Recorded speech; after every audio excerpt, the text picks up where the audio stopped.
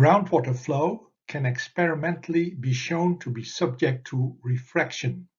This figure shows two streamlines when a steady groundwater flow passes from an upper layer with a hydraulic conductivity K1 into a lower layer with a hydraulic conductivity K2. The volume of water leaving the upper layer per unit of time must be equal to the volume of water entering the lower layer within that same unit of time. The water balance equation or continuity equation can then be drawn up as follows.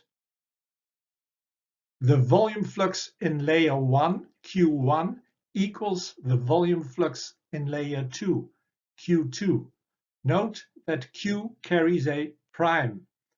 This means that the dimension, the y direction, perpendicular to the drawing plane of this figure, is left out of this equation. The volume flux Q with a prime, therefore, is expressed in units of square meter per day.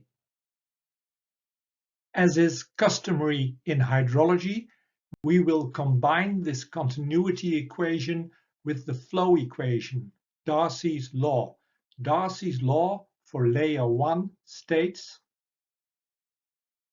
that the volume flux in layer 1 in square meter per day, Q1 with the prime, equals minus K1 times A times delta H1 divided by L1, with K1 being the saturated hydraulic conductivity of layer 1 in meter per day, A being the width of the area perpendicular to the groundwater flow in layer 1 in meter, and delta H1 being the difference in hydraulic head in meter over distance L1, also in meter. Similarly, for the lower layer 2, we can write that Q2 with a prime equals minus K2 times B times delta H2 divided by L2. Because the line with width A is perpendicular to the steady groundwater flow, the hydraulic head is the same for every position along this line, or in other words, the line denoted with A is an equipotential. The same goes for the line with width B, but the hydraulic head here, lying downstream, is lower by an increment delta H.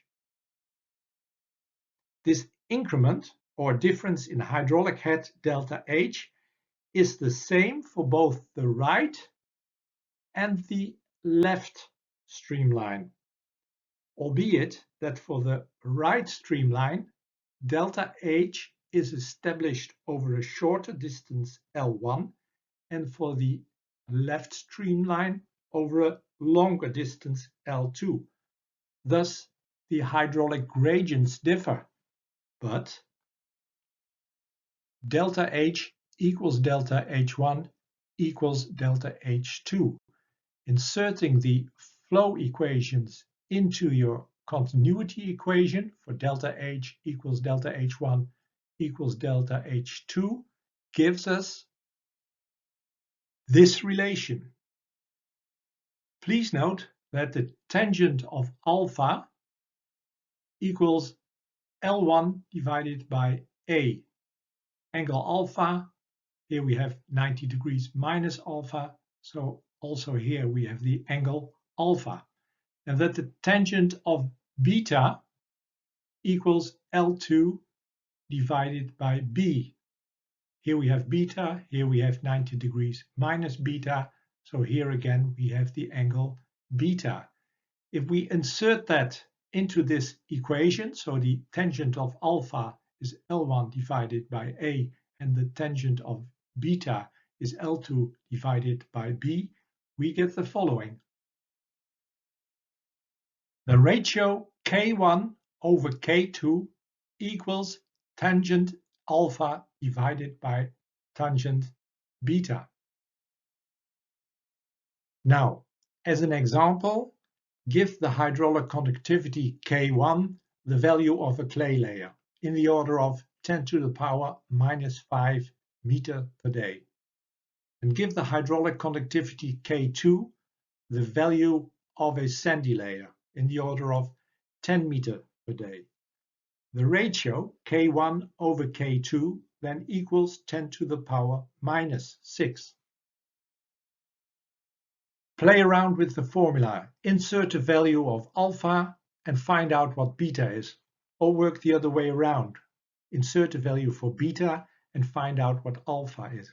No matter what you do, with the ratio K1 over K2 being 10 to the power minus 6, you will always find for alpha a very small angle and for beta an angle that's nearly 90 degrees. And this has a very important implication. In a setting of horizontally layered sediments, for instance a semi-permeable clay layer overlying a sandy layer, groundwater flow in the sandy layer is almost horizontal and in the clay layer almost vertical. We can make very good use of this in our groundwater flow models, as we will see.